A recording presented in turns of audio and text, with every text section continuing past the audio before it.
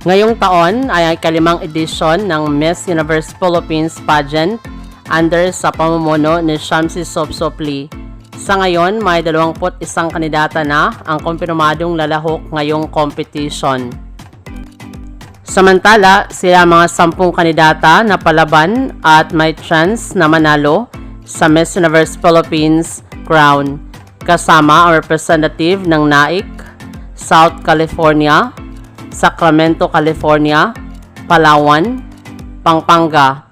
Diri nagpapahuli ang mga representative ng Leyte, Cananga, Iloilo at Bukidnon. Sino kaya sa kanila ang mag-stand out dito sa 2024 Miss Universe Philippines competition? Maraming salamat sa panonood. Para maging updated ka, huwag kalimutang mag-subscribe.